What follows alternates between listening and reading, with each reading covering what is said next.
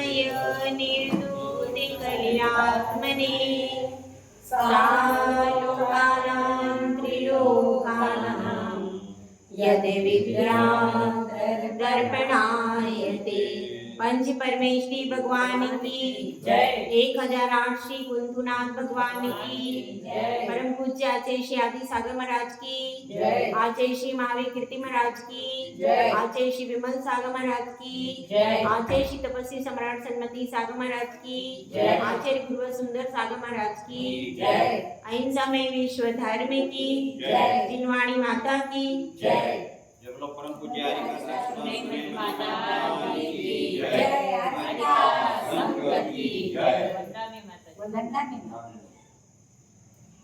जो हमारा आदर्श होता है हमारी दृष्टि उसी की ओर होती है। बचपन में एक बालक या बालिका अपने माता पिता को आदर्श मानते हैं। जो माता पिता करते हैं वही वह बालक और बालिका भी करते।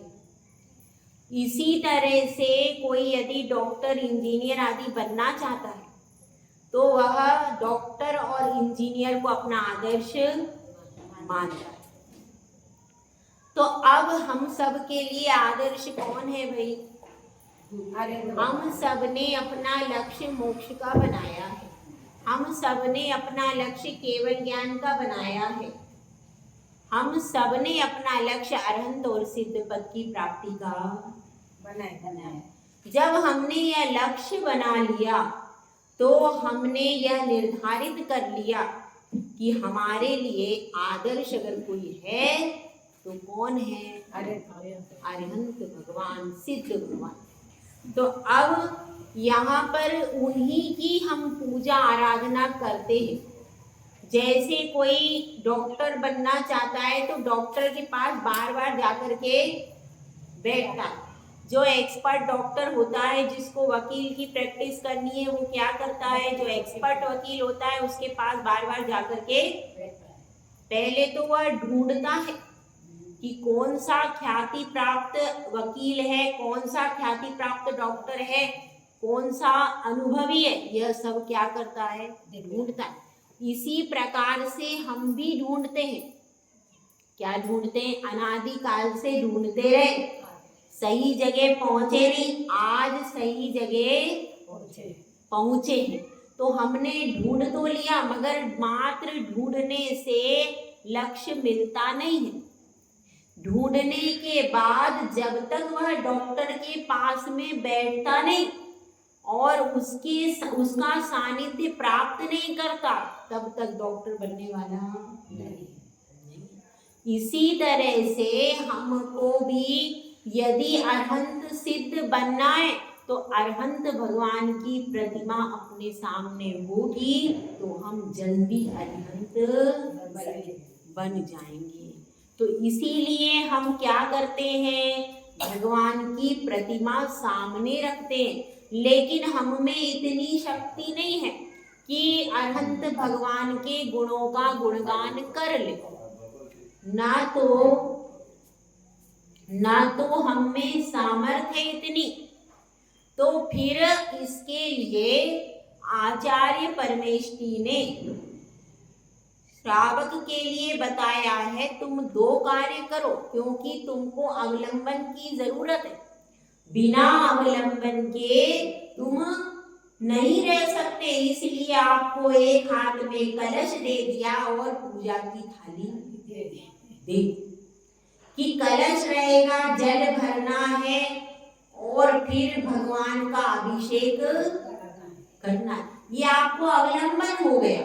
वास्तव में जो ध्यान कर सकते हैं साधु, उनको अवलंबन की आवश्यकता नहीं है। वो अरहंत भगवान की प्रतिमा देख करके ही गहराई में उतर जाते हैं, उनसे ही अपने आप को ढूंढ लेते हैं, प्राप्त कर लेते हैं। लेकिन श्रावक का मन चंचल जाता है, इसीलिए उसको अवलंबन दिया है कि आप कलश से अभिषेक करो, भगवान का अभिषेक करो और उसके बाद क्या करो? भगवान का गुणगान करो। अभिषेक तो हो जाता है, लेकिन जैसे कि कोई व्यक्ति किसी के पास पहुंचता है और उससे कुछ प्राप्त करना है तो क्या करना पड़ेगा? प्रशंसा करनी पड़ेगी उसकी कि आप बहुत अच्छे हो और आप बहुत अच्छे हो, आप में ये गुण है। आप अगर आप प्रशंसा करोगे तो जल्दी चीज मिल जाएगी। और ऐसे ही छोटा बच्चा होता है, आपने देखा होगा छोटे बच्चे को जब कोई चीज चाहिए क्या करता है? बहुत आपके आगे पीछे घूमेगा, बहुत आपसे मीठा मीठा बोलेगा और जब चीज मिल जाएगी खत्म। तो ऐसे ही हम भी हैं, हमको भी भगवान से क्या चाहिए कि भाई आपने परम पद पा लिया, हमको भी मिल जाए। तो जब तक उनके चरणों में नहीं आएंगे तब तक कैसे मिलेगा? तो इसीलिए जैसे कि कोयल होती है और क्या होता है? आम्र, तो अपने आप वह आम्र को देखकर बोलने लगती है। इसी प्रकार से भक्त भी भक्ति से भर करके पूजा करता है। वह पूजा नेचुरल होना चाहिए, रटी रटाई नहीं होना चाहिए। जो शब्द लिखे, क्योंकि हम में इतनी सामर्थ्य नहीं है कि हम इतनी अच्छी कविता लिख सके, गीत लिख सके, जयमाला लिख सके। तो जो एक एक शब्द लिखा है उस शब्द के अनुसार आप भाव बनाओ। जब आप भले, ये जरूरी नहीं है कि हमें 10 पूजा करना है, ओम करके हो भाई 10 पूजा, भाई कौन सी पूजा करी, क्या क्या कौन सी भगवान का गुणगान किया, क्या क्या भगवान के कल्याण के, वो तो कुछ याद नहीं, 10 पूजा का नियम है कर लेते हैं। अता पता कंठस्थ हो गया तो ऐसा होता ही नहीं, कंठस्थ हो गया तो ऐसा होता है, लेकिन स्पीड इतनी भी नहीं हो कि आपने को कुछ समझ में। मैं ये नहीं कह रही कि 10 पूजा नहीं करना चाहिए, लेकिन करो, लेकिन करते समय 10 पूजा में पूरे भाव बनना चाहिए। अगर आपके भाव नहीं बने, केवल रटा हुआ हो रहा है तो आपको फल पूरा मिलने वाला नहीं है। यह पूजा ही है जो सारे दुखों को कम करती है, खत्म करती है। ऐसा आचार्य परमेश के 119 नंबर की गाथा में कहते हैं। देखो, देवादिदेव चरणे परिचरणम सर्व दुख निर्हरणम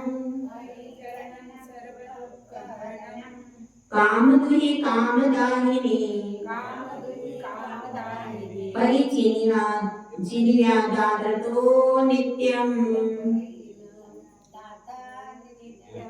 इसमें बताया है सबसे पहले परिचरणम का शब्द का अर्थ है पूजा। देवादिदेव चरण, किसी और के चरण में, जो देवादिदेव हैं, देवों के भी देव हैं, जिसके आगे सो इंद्र झुकते, असंख्यात देवी देवता जिनके चरणों में, 3 लोक के जो नाथ हैं उनकी पूजा। और वह पूजा का क्या फल है? सर्व दुख निर्हरणम। जो पूजा करता है अगर वो रेगुलर करे, मैं अगर आज यहाँ पहुंची हूं ना, मैंने जिंदगी में एक ही नियम लिया था बस, पूजन शिविर में गई थी और पूजन शिविर अटेंड किया, उसके बाद नियम ले लिया मैं रोज पूजा करूंगी। उस एक नियम से मैं यहाँ तक पहुंची। तो इसलिए आपको कह रही हूँ कि ये पूजा का नियम है, भले ही छोटा लगता है, लेकिन इसको अगर आप रेगुलर कर दोगे तो इससे धीरे धीरे, क्योंकि अगर अपन महान का गुणगान करते तो एक दिन महान भी बन जाते।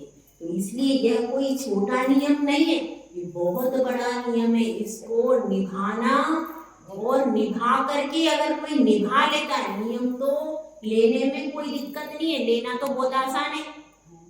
जैसे शादी करना बहुत आसान है, बहुत अच्छा लगता है। उस दिन तो बढ़िया बढ़िया जेवर पहनते हैं और अच्छी साड़ी हो, कितना आप लोग पहनते हो, करते हो। तो अब वो उस समय तो 4-5 दिन बहुत मजा आता है, लेकिन उसके बाद में निभाना कितना कठिन है, बहुत कठिन काम है भाई। हम तो नहीं कर सकते, आप लोग महान हो, कर लेते हो। हमारी बस की बात नहीं, क्या करें, तो बहुत बहुत कठिन काम है। उसके बाद गृहस्थी, उसके बाद बच्चे बहुत कठिन काम है वो, बहुत कठिन काम है। इसलिए क्या है, हम तो सरल काम करते हैं, आप लोग सब कठिन करो। ठीक है, तो पहले तो दूसरे दिन तो बहुत अच्छा लगता है, सब लोग प्रशंसा करते हैं, ताली बजाते हैं, अच्छी माला पहनने मिलते, अच्छे कपड़े पहनने मिलते, ढेर सारे लोग सब आपकी तरफ देखते हैं, फोटो खींचते हैं, अच्छा लगता है। लेकिन बाद में क्या होता है, बाद में अपना बेड बच जाता है, पूरी जिंदगी परेशानी में जाती है। तो इसलिए क्या है, लेकिन यहाँ पर अगर अपन भगवान के दरवाजे पर कोई नियम लेते हैं तो भले ही कष्ट लगता है, शुरू में निभाना भी कठिन है, लेकिन उसका फल बहुत अच्छा है। उसका फल संसार से मुक्ति दिलाने वाला है। और उसी के बारे में बता रहे हैं, काम दुही कामदाहिनी। काम दुही मतलब, काम मतलब वासनाओं को, विकारों को कैसे करने वाली है, धोने वाली है। कौन? पूजा। सारे विकारों को धो देती है कौन? पूजा। काम दुही। और दो प्रकार से, काम दाहिनी का मतलब है वासनाओं और विकारों को दहन करने वाली, और काम दुही का अर्थ है कामधेनु। कामधेनु गाय होती है ना, उससे जो इच्छा करते हैं वो सब उससे प्राप्त होता है। तो इसी प्रकार से पूजा ऐसी है कि आप कुछ इच्छा नहीं करो, सिर्फ पूजा करो, उससे आपको अपने आप सब कुछ मिल जाता है। और परिचिन्यादादतो नित्यम, इसलिए उसका रोज ही आदर करना चाहिए। किसका? पूजा का। इसीलिए उसका आदरतो नित्यम, आदरतो यानी आदर करना चाहिए, प्रतिदिन पूजा करना चाहिए। कोई भी नियम लो, जब तक उसको रेगुलर नहीं करोगे उसका पूरा फल मिलने वाला नहीं। रेगुलर करोगे तभी आपको परीक्षा होगी, संकट आएगा, तब भी आप दृढ़ रहोगे, तब जाकर के आपको फल मिलेगा, ऐसा समझना। ठीक है, तो अब इस चीज को अपन समझे कि पूजा का बहुत महत्व है। बहुत सारे लोग जेंट्स जो होते हैं वो क्या करते हैं, अभिषेक करते हैं, अर्घ्य चढ़ाते हैं, और बहुत सारे लोग ऐसा करते हैं। तो लेकिन नहीं, कम से कम एक पूजा अभिषेक करने के बाद करना जरूरी है, क्योंकि यह श्रावक का मुख्य कर्तव्य है। जो उनके आदर्श हैं, ये जरूरी नहीं है कि बहुत सारी करो, लेकिन कम से कम एक पूजा करनी चाहिए। क्या होता है, पुरुष तो अभिषेक करके चले जाते हैं, महिलाएं पूजा करती होता यही है ना, लेकिन ऐसा नहीं है। पुरुषों को भी अभिषेक करने के बाद कम से कम एक पूजा करनी चाहिए। ठीक है, तो अब इसको लिखवाते हैं डायरी में। देखो,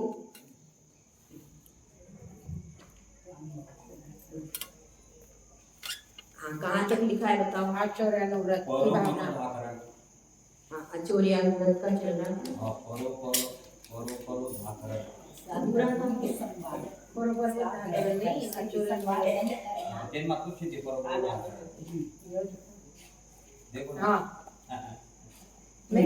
भावना कही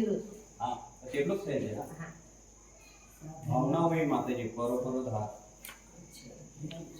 भोजन शुद्धि। चलो, इसमें भावनाएं चल रही थी, शून्याकार, विमोचितावास, परोपरोधाकरण। ठीक है, परोपरोधाकरण का अर्थ क्या है, यदि हम किसी स्थान पर बैठे और कोई दूसरा भी आकर के उस स्थान पर बैठ गया, तो हम क्या करेंगे, भाई तुम यहाँ से उठो, हम यहाँ पर बैठे, ऐसा उसको हटाना। कोई साधर्मी भाई आपका भी आ गया है, आप भी बैठे हो पूजा करने, वो भी पूजा कर रहा है, आप भी अभिषेक कर रहे हो, वो भी कर रहा है, तो कभी वो नया है, उसको नहीं पता है, तो अपन उसको हटा देंगे तो क्या हुआ, दूसरे दिन मंदिर ही नहीं आएगा। इसलिए अपने को जोड़ने की कोशिश करनी है, तोड़ने की कोशिश नहीं करनी। तो जब भी कोई नया व्यक्ति भी आ जाए, अनजान व्यक्ति भी आ जाए, उसको नहीं पता है आप इस सीट पे बैठो, क्योंकि जानकार नहीं बैठेगा, और कोई बाहर से आ गया, नहीं पता, कदाचित वो बैठ गया आपकी सीट पे, तो अब वो बैठ गया है तो उसको आप हटाना नहीं। ठीक है भाई, तुम बैठ गए इधर, अब मैं दूसरी जगह बैठ जाता हूँ। तो इसी तरह से हर जगह, चाहे धर्मशाला हो, चाहे मंदिर हो, चाहे कोई और भी स्थान हो, तो क्या करना, किसी को हटाना नहीं। जो जहाँ बैठा है उसको वहां पर, क्योंकि अगर हम बैठे और हमको कोई जगह से उठाए तो कैसा लगेगा, अच्छा नहीं। इसी तरह से वह भी इंसान है, उसको हटाना नहीं। तो क्या हो गया, परोपरोधाकरण का अर्थ यह है, हम बैठे हैं उस स्थान पर, यदि कोई दूसरा व्यक्ति आता है तो उसको भी स्थान दे देंगे। उसके बाद है भिक्षा शुद्धि का अर्थ है आहार की शुद्धि। भिक्षा शुद्धि लिखवा दिया था। उसके बाद सधर्मा विसंवाद, इसको देखो। सधर्मा विसंवाद का अर्थ क्या है, साधर्मी बंधुओं से बहसबाजी नहीं करना। साधर्मी बंधु, अब हम करते किसे, साधर्मी से ही करते, बाहर तो करते ही नहीं है। किससे होता है विसंवाद, साधर्मी संपर्क में रहते, बाकी तो अपने कोई बाहर वाले रहते हैं तो उनसे तो अपन नॉर्मल बोलते हैं, सामान्य बोलते हैं, उनसे विसंवाद का प्रश्न ही। लेकिन विसंवाद किससे होता है, साधर्मी से। चाहे वो, और ऐसा भी हो सकता है आपके घर में भी अगर सास बहू है तो उनमें भी विसंवाद, क्योंकि वो भी कौन हुई, आपकी साधर्मी हुई कि नहीं, वो भी साधर्मी है।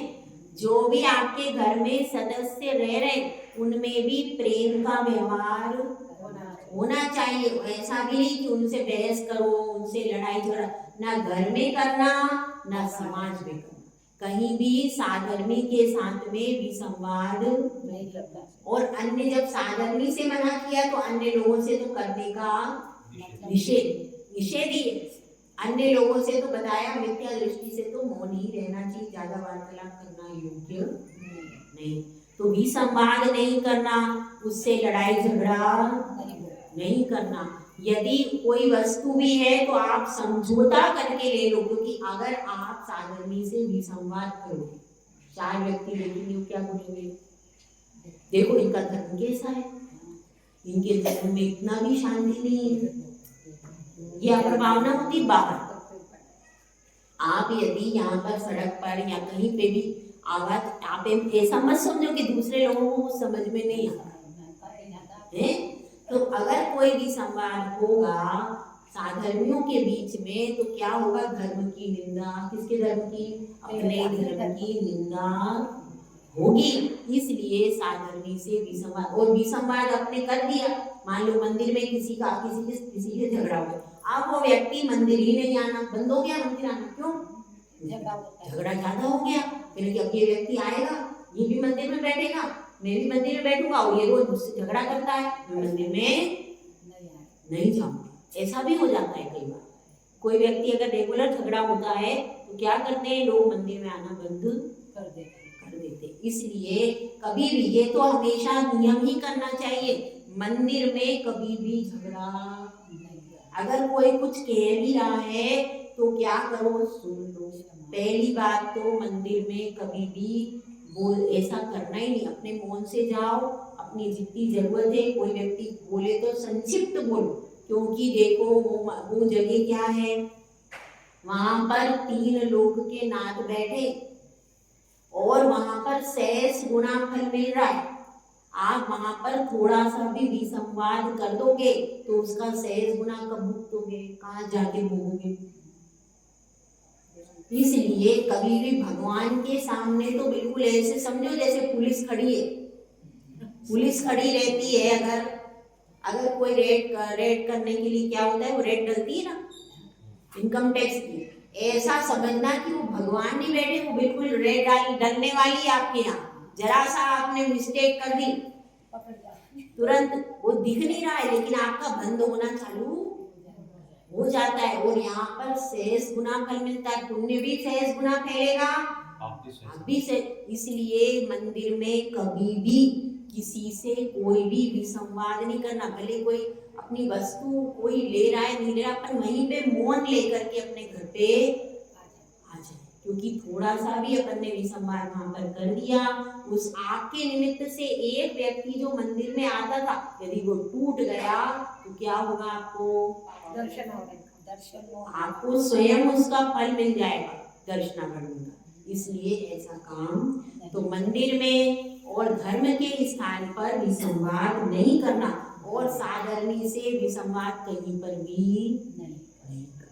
जितना हम विसंवाद करेंगे उतनी समाज के टुकड़े टुकड़े और धर्म दीर्घ काल तक फिर नहीं टक पाएगा। इसलिए यहाँ पर बताया धर्म को दीर्घ काल तक टिकाना है तो सबसे पहले मेल जोल करके रहो। अब इसके अतिचार है, देखो पहला अतिचार है चोर प्रयोग।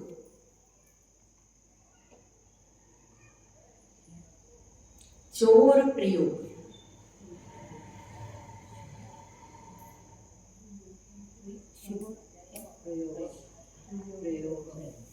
चोर प्रयोग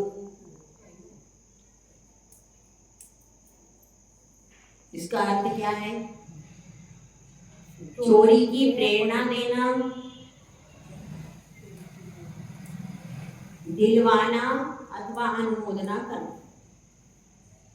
चोरी की प्रेरणा देना, दिलवाना अथवा अनुमोदना करना, उसको क्या कहते हैं? चोर प्रयोग।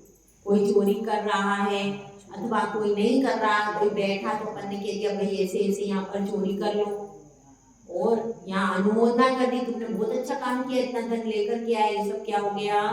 ये इसके अतिचार। और दूसरा है चौरार्थादान।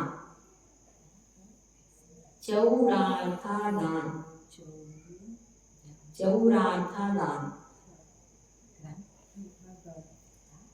इसका अर्थ क्या है? यानी न्यायोपार्जित नहीं, इसका अर्थ है चोरी का माल खरीदना, नहीं लेना, नहीं खरीदना। अतिचार है ना ये, नहीं लेना नहीं है, चोरी का माल खरीदना। दान कैसे आता है? हाँ, चौरार्थादान, अर्थ दान लिखा हुआ है पर ये शब्द है वैसा, मतलब चोर आदान, शब्द क्या है? आदान। आदान का अर्थ होता है लेना। आदान निक्षेपण समिति बोलते हैं कि आदान मतलब लेना। तो यहाँ पर शब्द है चोर धन, अर्थ धन आदान। समझ में आए? संधि विच्छेद करके क्या हो जाएगा? चोर मतलब चोरी का, अर्थ मतलब माल, उसका धन, धन या माल का है वो वस्तु, अर्थ का अर्थ क्या होता है? वस्तु। तो चोरी का पदार्थ या अर्थ, आदान मतलब ग्रहण करना। तो चोरी का माल खरीदना, सस्ते में यदि मिल रहा है तो क्या कर ले? चोरी का माल खरीद लो और फिर महंगे दाम में ऐसा भी करते हैं लोग। लेकिन जिसने नियम ले लिया है, जिसके पंचानुव्रत है, वो चोरी का माल खरीद नहीं, उसका अतिचार हो जाएगा। इसलिए और फिर है विलोप। तीसरा अतिचार है विलोप। विलोप का विलोप, विलोप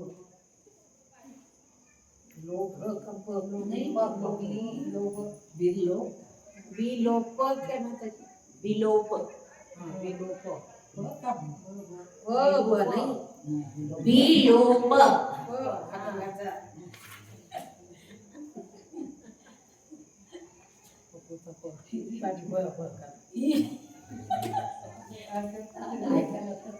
राज्य के विरुद्ध वस्तु को ग्रहण करना। राज्य के विरुद्ध वस्तु को ग्रहण करना, ये विलोप है।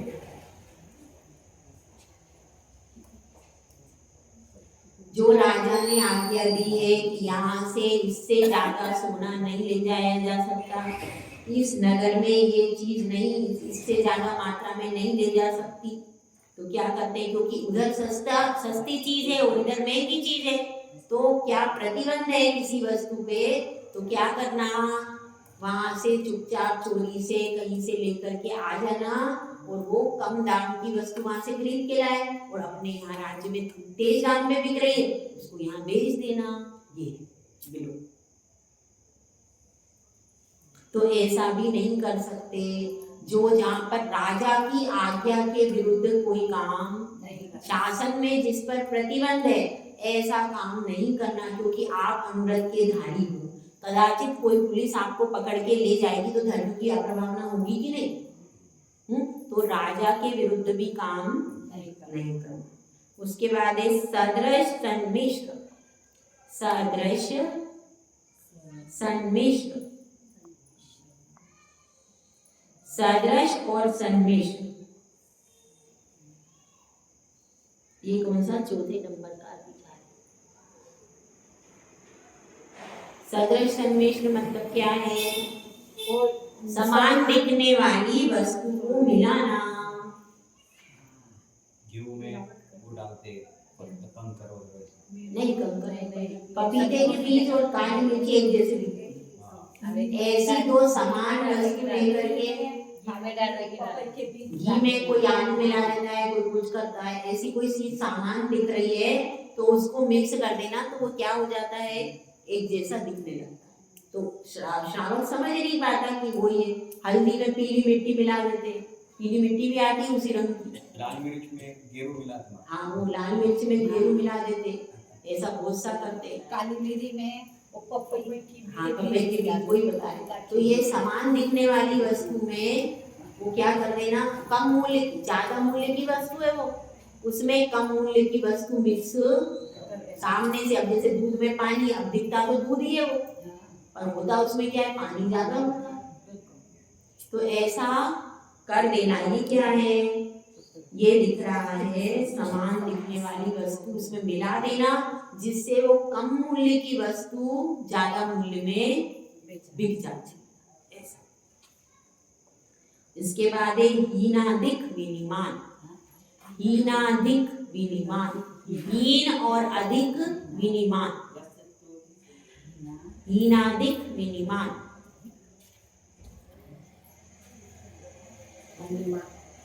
विनिमान, विनिमान।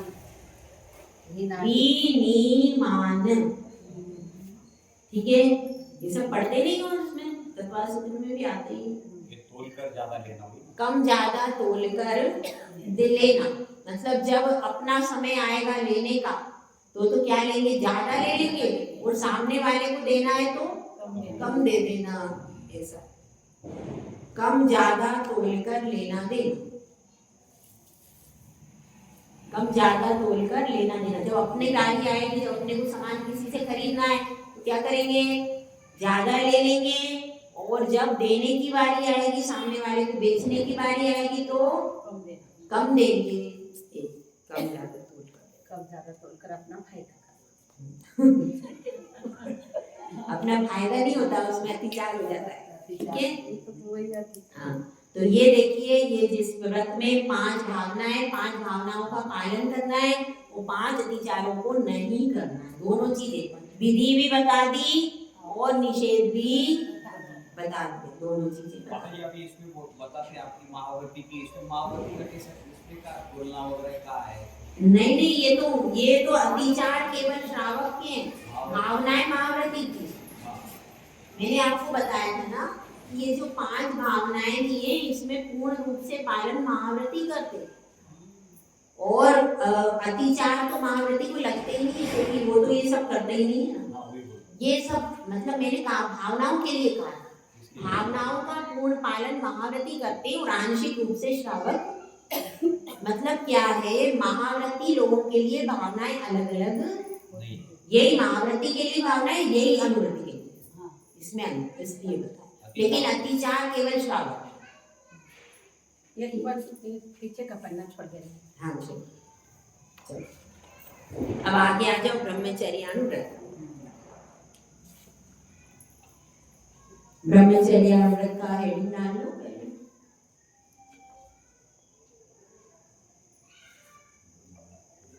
अब इसकी अर्थ लिखो, ब्रह्मचर्यानुव्रत का अर्थ। जो पाप के भय से,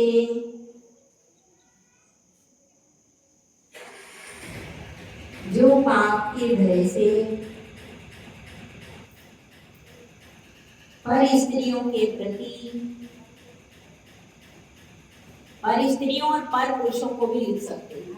अगर महिला लिख रही है तो वो पर पुरुषों को लिखना चाहिए। पर स्त्रियों या पर पुरुषों के प्रति न स्वयं गमन करता है,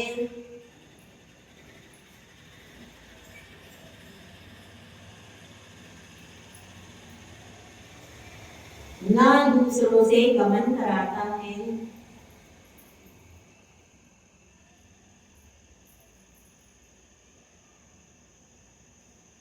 उसका ब्रह्मचर्याव्रत अथवा स्वदार संतोष व्रत होता है। उसका ब्रह्मचर्याव्रत या स्वदार संतोष व्रत होता है। ठीक है, इसके 2 नाम है, इसमें 3 नाम होंगे, पर स्त्री त्याग व्रत, स्वदार संतोष अनुव्रत, ऐसे 2 नाम है इसके। समझ में आ गया? एक बार और बोल देती हूँ। जो पाप के भय से पर स्त्रियों के प्रति या पर पुरुषों के प्रति न स्वयं गमन करता है न दूसरों को गमन कराता है, वह ब्रह्मचर्याव्रत अथवा स्वदार संतोष व्रत होता है उसका। ठीक है, लिख लिया? ब्रह्मचर्याव्रत अथवा स्वदार संतोष व्रत होता है। हो गया ये?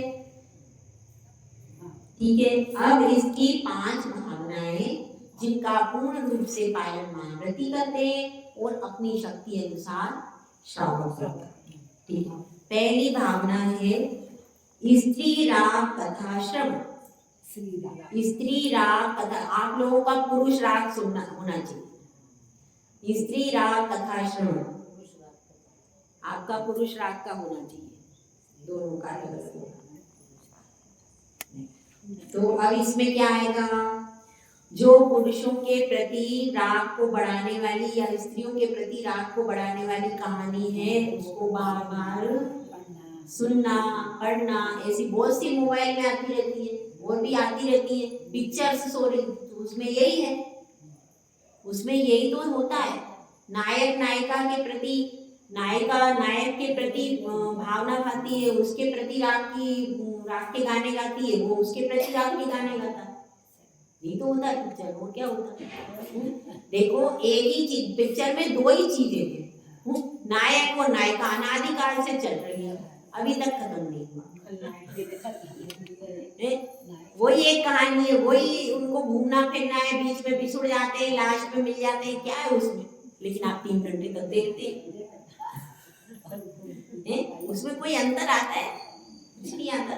ठीक है, तो अब रागवर्धक कथा को सुनना हो गया है। इसके बाद है तन मनोहरांग निरीक्षण। तन मनोहरांग निरीक्षण,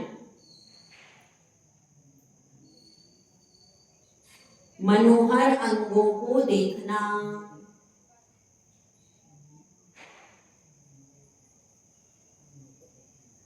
उसमें तो चेहरा भी आ जाता है, चेहरा भी आ रहा है, चेहरा भी पूरे पूरे अंग आएंगे, चेहरा भी आएगा और अंग आएंगे शरीर के। मतलब किसी के मन में विकारी भाव है, देखो दोष उसमें शरीर का नहीं है, आपके मन में क्या भावना है, उसी का भाई बैठा है, वो अपनी बहन को भी देख रहा है, उसके मन में कोई भावना नहीं आ रही है मेरी बहन है, उसका भी तो भाई होगा, उसके भी तो पिता होंगे उस बहन के, तो वो भी तो देख रहे हैं उसको। लेकिन देखने के बाद वो क्या सोच रहे हैं, मेरी बच्ची है, ये मेरी बहन है। तो वो, लेकिन वो एक विकारी पुरुष देखेगा तो उसकी दृष्टि अलग होती है। तो उनको मनोहर अंगों को देखने का मतलब है बार बार देखना और विकार युक्त दृष्टि होगी। इसमें क्या होगा? विकार युक्त दृष्टि से देखना, इसमें जोड़ दो, विकार युक्त दृष्टि से देखना। प्रशंसा कर सकते हैं माता, ये सब ये ऐसा है। हाँ, प्रशंसा अलग चीज है। कोई प्रशंसा भगवान नहीं कर रही, आपण सुंदर जीव देखा नहीं, भावना सारी जो नहीं, अगर आपने प्रशंसा कर दी है सुंदरता की तो वो दोष नहीं है, दोष नहीं। ग्रंथों में भी आता है कि ऐसे सुंदर कन्या, हाँ, सुंदर कन्या मरुदेवी रानी की भी प्रशंसा, तीर्थंकर की माता सर्वांग सुंदर होती है, ऐसी थोड़ी साधारण स्त्री तीर्थंकर को जन्म थोड़ी दे सकती। भावना अपने नहीं, मतलब उसमें आपकी भावना क्या है प्रशंसा करने के पीछे? यदि आपका ये स्त्री मुझे प्राप्त हो जाए, ऐसी भावना है, हाँ, बस मेन विकार भाव है। अब वो एक सुंदर स्त्री है, अब उसका पिता भी बैठा है, उसका भाई भी बैठा है, उसके मामा भी बैठे हैं, तो वो उसके साथ में बैठे, उसको देख रहे हैं, उससे बातचीत कर रहे हैं, हंसी मजाक कर रहे हैं, तो भी उनकी भावना विकार। मेन बात विकार की, देखने में क्या है, विकार युक्त आपकी चेष्टा, अगर आप विकार रूप दृष्टि से देखोगे तो दोष है, और सामान्य दृष्टि से देख रहे हो, माता बहन के रूप में देख रहे हो, माता बहन के रूप में आपने प्रशंसा कर दी, ये बहन बहुत अच्छी है, ये बहुत धार्मिक है, इस तरह से उनके गुणों की प्रशंसा कर दी बहन की, तो कोई दिक्कत नहीं। तो इसमें मुख्य रूप से विकार युक्त दृष्टि से देखेंगे तो दोष है। ठीक है, तन मनोहरांग निरीक्षण। उसके बाद क्या है, ब्रश और इष्ट रस का त्याग। ब्रश और इष्ट रस का त्याग। ब्रश और इष्ट रस का त्याग कैसे? ब्रश का अर्थ है गरिष्ठ रस। गरिष्ठ मतलब क्या? जो भोजन हमें पचता नहीं, वो भोजन यदि ले लेंगे तो क्या होगा? शरीर में विकार उत्पन्न हो जाएगा।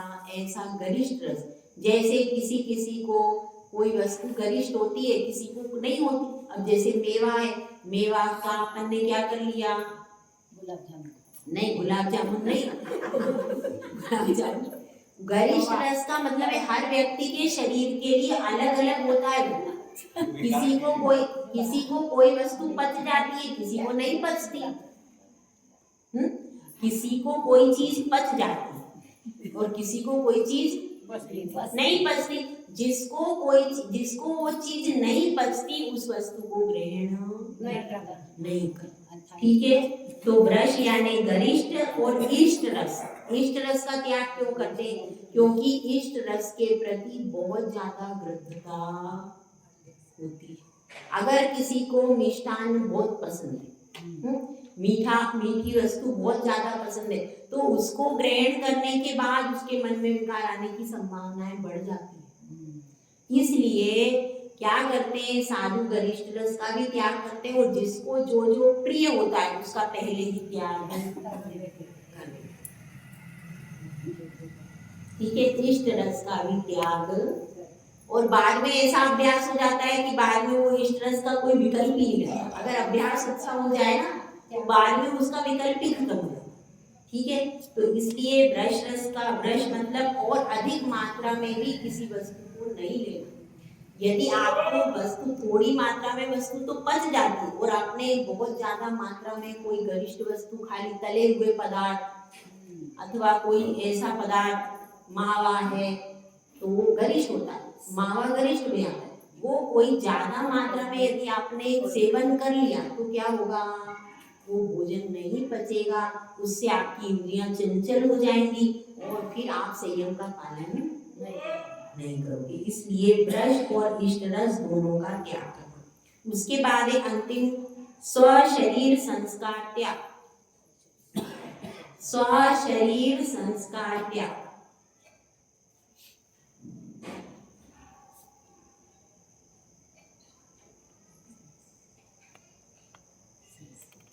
अपने शरीर के संस्कारों का त्याग। इसका मतलब क्या है? मेकअप, भड़कीला मेकअप नहीं करना। ऐसा नहीं आपको बिंदी लगाई है, आपने मांग भरी है, ये मंगलसूत्र पहना है, चूड़ियां पहनी है, तो कुंवारी स्त्रियां, कुंवारी जो है वो भी कानों में कुंडल पहनती है, कुंवारी लड़कियां भी पहनती, कानों में कुंडल पहन लिया, नाक में लूंग डाल ली, ये सामान्य श्रृंगार किया है, तो सामान्य श्रृंगार चलता है, उसमें कोई बात नहीं। कड़े पहन लिए, जैसे जो सिंपल श्रृंगार है वो चलता है, लेकिन अत्यंत भड़कीला मेकअप कर लेना, जिसको देखकर सामने वाले के मन में विकार, भड़कीली वेशभूषा पहन लेना, ऐसी वेशभूषा जिसको देख करके किसी का मन चंचल, वेशभूषा भी ऐसी तरह तरह की होती है, तो वो ना तो ऐसी वेशभूषा पहनेगा व्यक्ति, और ना क्या करेगा, अपने शरीर का संस्कार का भी त्याग करेगा। इसलिए क्या करते हैं, जब भी कोई ब्रह्मचर्य व्रत लेते हैं तो उनका त्याग हो जाता है। काय का? जीन्स टॉप आदि का, फ्रॉक आदि का, ऐसा सबका त्याग हो जाता है। सूट पहनेंगे तो दुपट्टे सहित सूट। जो बच्चियां भी व्रत लेती हैं तो उनका नियम होता है, सब नियम करवाते हैं। हाँ, ओढ़नी सहित सूट, और वो भी सूट ऐसे भड़कीले नहीं, बिल्कुल सिंपल सूट पहनोगे और मेकअप बिल्कुल नहीं करना है, ये सब नियम हो जाते। वो निगाह तो पूजा तो ये सब चीजें, और या फिर क्या पहनो, या फिर साड़ी, साड़ी और सूट के अलावा सारी चीजों का त्याग क्यों? क्योंकि आपने नियम ले लिया। यदि आप इस तरीके के वस्त्र पहनोगे तो क्या होगा, किस मन चंचल होगा और फिर आपका व्रत पालन नहीं होगा। इसलिए यदि अपने व्रत नियम संयम को पालन करना है तो जितनी सादा वेशभूषा रहेगी उतना ना सामने वाला आपकी तरफ आकर्षित होगा, ना कोई घटना घटेगी। इसलिए इसमें बताया है। लेकिन सामान्य श्रृंगार जो सुहागिन स्त्रियों का है उसका निषेध नहीं। ठीक है, जय बोलाचर सुंदर साहब महाराज की जय। सुनेमती माता की जय। सारी हुई ना 8-10 नहीं क्यों नहीं थी, 5 बोला तो 5 सारी हुई। देखो पुरुष राग कथा, तन मन और अंग निरीक्षण, ब्रश इष्ट रस का त्याग, अस्वच्छ ब्रश रस का त्याग, ब्रश रस का त्याग और गरिष्ठ रस का त्याग, ये 2 है क्या? 2। अच्छा, बोलो शुल्लक से सुपर सागर महाराज की जय। शुल्लक से सुपर सागर महाराज चिन्ह आवेदन करते कि अपने मुखारविंद से आज का प्रश्न में इच्छा